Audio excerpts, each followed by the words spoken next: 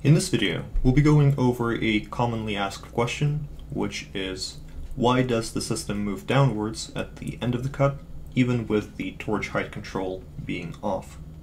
And this is very similar to another question that we do cover in our OptimumCNC plasma manual, which is, why does the system move up or down unexpectedly while the torch height control is on?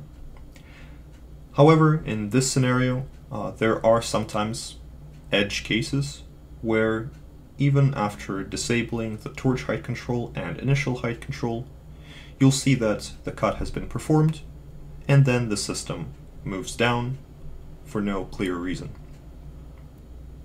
The reason for this downward motion is typically the fact that the homing for the Z-axis has not been performed, or it has been performed incorrectly.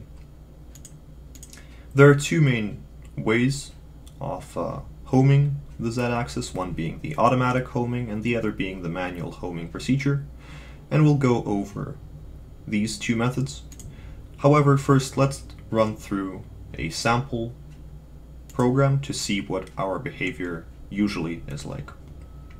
So here we're running through some kind of a control program. We have our THC disabled, so there is no upward or downward motion. Our machine coordinate stays the same. And then once the program has completed, the system will move the torch to a safe coordinate. And this safe coordinate is considered to be a coordinate that is close to the upper limit for the Z-axis. Essentially, we're raising the torch up to this upper limit, with the upper limit being 0. So let's say if we try to move the torch beyond 0, we'll see that the system will block this motion, and this is done to prevent any sort of damage to the torch or to the machine. However, let's say that for some reason this limit has been disabled or the machine coordinate has been set up incorrectly. One of the ways in which this can happen is through the process of releasing the Z software limits and then doing things like zeroing the axis incorrectly or doing some movement with it that essentially the system does not expect. In this case, let's say that we have released the Z axis, meaning that we can now move past this limit of Z equals 0. Right now I don't have a machine connected to my software, so essentially I can move up and down freely. This is all simulated. However, you could theoretically expect that there would be a crash somewhere as we continue to lift this torch up. So usually this is not recommended. Now let's say we have zeroed the work offsets for this axis, and now let's say we run through this program once again. It's a very similar situation, but now our machine coordinates are higher than 0, which is something that the system doesn't quite expect.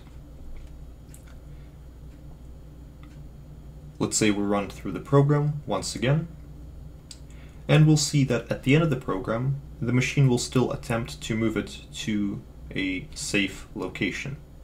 However, by default, this safe location is right below the Z equal to 0 machine coordinate, while we had just positioned our system much higher at a positive Z-axis coordinate.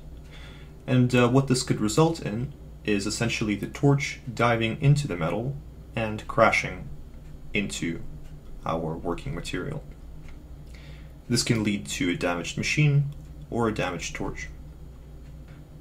To prevent this, the easiest way to do so is to properly home the Z-axis, either by running the automatic homing procedure, which we described in a different manual video, or to manually home the Z-axis. This can be done by raising the system up as high as it can realistically go without hitting its upper limits, and then pressing the manual Z button to assign a machine coordinate of 0 to the Z axis at this position of the torch. Performing the automatic or manual homing for the Z axis is mandatory after things like program restart and program software update, etc. And this allows the system to correctly position the Z axis, making sure that there is no unexpected downward motion. Thank you for watching.